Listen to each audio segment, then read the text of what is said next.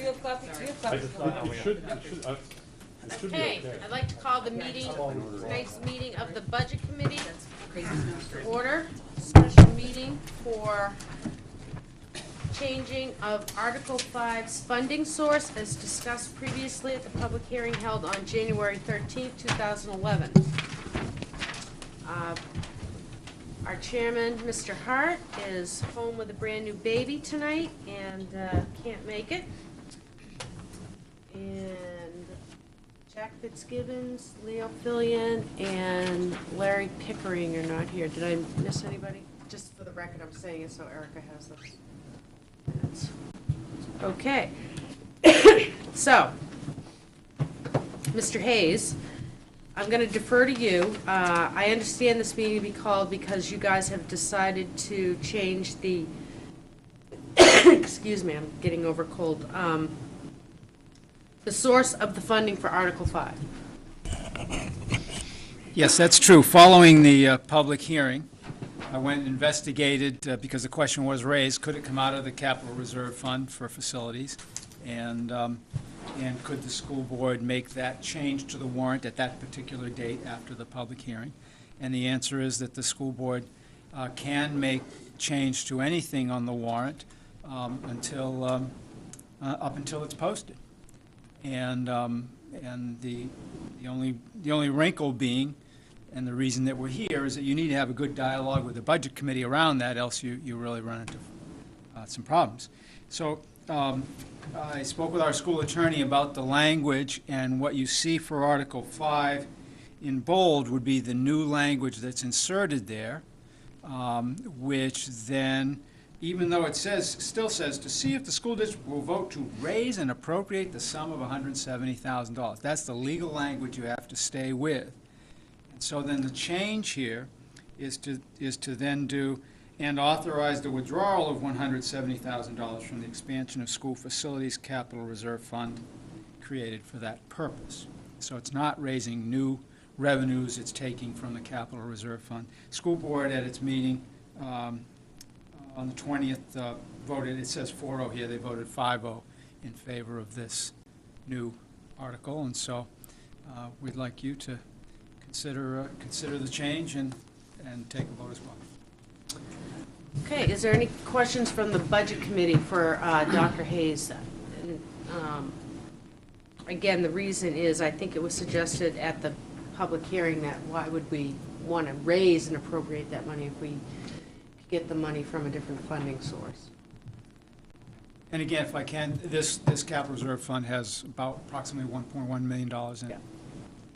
Yeah, Roseanne. A question, the way I read it, it's asking to do two things, to see if the district will vote to raise and appropriate the sum of $170, and then it says, and authorize the withdrawal. Yeah, it's the legal language. I know, it doesn't make sense to me, Roseanne, but I mean, that's what. The school board, can't withdraw funds from that capital reserve fund without permission from. I know, but the way this voters. is worded, it sounds It like sounds like you're we're gonna- double dipping. You're double It does. dipping. You're Well, gonna the word raise in there really throws it all. If you could get rid of that, that'd be great, but we can't get rid of it. It's kind of required. CRA requires it. We're stuck with those words. I take it as the voters authorizing the expenditure of $170,000 for the purpose stated here, architectural and engineering fees associated with expansion of school facilities, and then paying for it with funds from the capital reserve. Yeah, I mean, I think if you left and authorized the withdrawal of $170,000, if you had and engineering fees associated with the expansion of school facilities from the expansion of school facilities capital reserve fund created for that purpose. I don't think you need the and authorizing withdrawal. This is illegal. This is attorney's language. Right. My thinking on this is that the voters have to authorize the withdrawal of those funds. Yeah, but if you state it's from the expansion of school facilities capital reserve fund created for that purpose, that covers it. To me, if I read that, it would sound like I'm double dipping. And I agree with Yeah? a layman reading that Yeah. hasn't been through this process. I agree, but this is what the DRA has said has to be written on the ballot. Okay.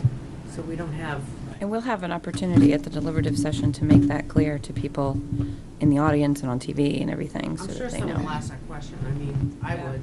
Yeah. Al? Two questions. Question number one is why did you folks decide, or why did the school board decide to go into existing funds rather than ask the general population for funds in addition to the reserves? That's Well, question number one. I'll give my sentiments, and maybe they represent that of the boards. When you total up all of these warrant articles, it's a significant amount of money that's being sought. And it's crucial, I think, for the community to have a master plan a year from now. And a master plan relative to facilities. And this $170,000 is necessary in order to have that happen. Without that, we won't have all of the options ready a year from now.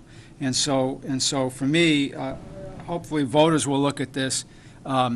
It lessens the risk that this will fail because we're not adding more tax on the current taxes that are there. We're simply taking money out of savings, if you will, out of the capital reserve fund to pay for it, and it's $1.1 million, and this is the purpose it is for. So I think it made a lot of good sense. I think initially our thinking was to not to hold on to that pot of money for the much bigger expenses of the actual construction projects.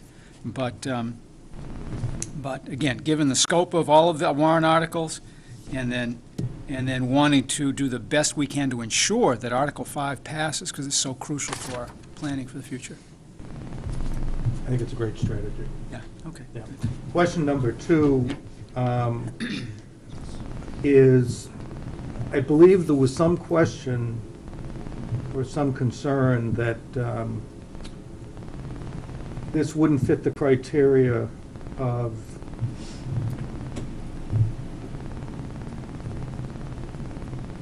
associated with expansion of school facilities. There was that question, I believe, last time. So the lawyer has, we seem to always get caught up in this language, and I just want to make sure the lawyer has really, that we don't get in this big debate about, we'll end up with another petition saying that we can't do this. And I don't know if it's a question or a comment, I just hope that there's real clarity that this is acceptable.